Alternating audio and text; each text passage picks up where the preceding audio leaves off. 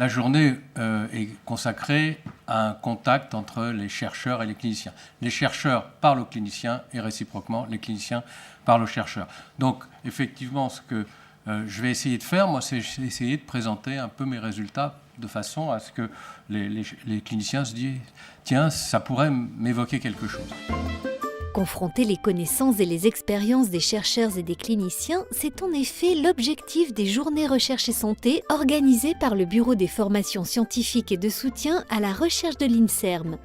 Au programme de ce 6 juin 2013, les addictions et ses conséquences, aussi bien médicales, psychologiques, sociales que sociétales, qui en font aujourd'hui de véritables enjeux de santé publique.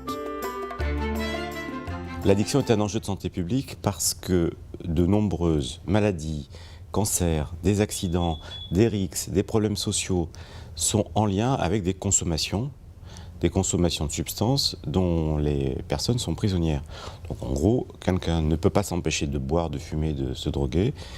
Il y a des conséquences gravissimes dans sa vie, des conséquences gravissimes pour l'ensemble de la société.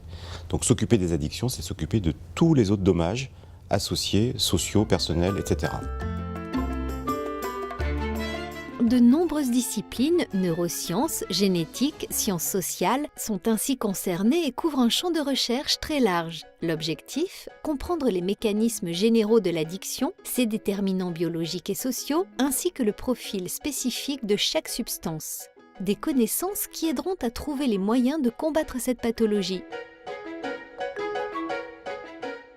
On voit bien qu'il y a un certain nombre de déterminants qui vont intervenir dans la constitution d'une addiction et on cherche donc à agir sur ces facteurs qui vont éventuellement entraîner chez une personne une addiction. Donc on essaie d'agir en amont sur un certain nombre de facteurs de risque. On a plein de façons de soigner une addiction et c'est ça qui est intéressant, c'est qu'il faut utiliser et chercher en permanence les moyens qui soient psychothérapiques et on a plusieurs approches psychothérapiques, analytiques, cognitivo-comportementales ou s'intéresser plutôt au système familial ou à une approche plus sociale. On a des médicaments qui vont agir sur l'envie, sur la fréquence des rechutes. J'aime bien la notion de prison. On est prisonnier d'une partie de soi-même. Vraiment, c'est l'image que j'aime bien. Je reste très fidèle à l'idée d'un traitement psychologique, médical et social.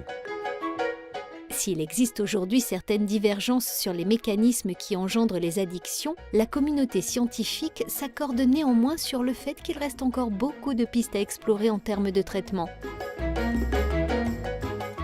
Sur le plan des stratégies pharmacologiques, je pense qu'on est au balbutiement et je pense aussi bien pour la cocaïne que pour l'alcool qu'il faut qu'on soit beaucoup plus ambitieux et beaucoup plus téméraire et qu'on injecte de l'argent pour essayer de trouver comment une association de médicaments peut aider à changer le cours des addictions.